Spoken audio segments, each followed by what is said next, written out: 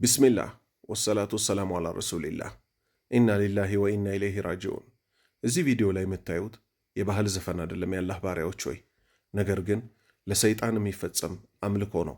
አገራችን ላይ ለጂን ከሚፈጸሙ አምልኮዎች ውስጥ ሰዎች ተሰብስበው እንደዚህ ድቤ እየተመታ እየተጨበጨበ ማጓራት ነው።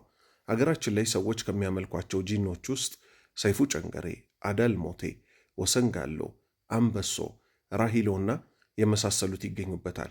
ነገር ግን አላሁ ስብሓነሁ ወተዓላ እኛንም ሆነ ጂኖችን የፈጠረው ሁላችንም በብቸኝነት እሱን እንድናመልከው ነው።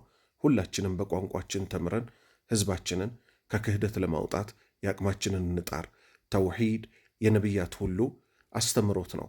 ተውሂድ ማለት አላህን በብቸኝነት ማምለክ፣ ከአላህ ውጭ በጠቅላላ የሚመለኩትን መራቅ ነው። የዛር አምልኮ የጂን አምልኮን እንራቅ።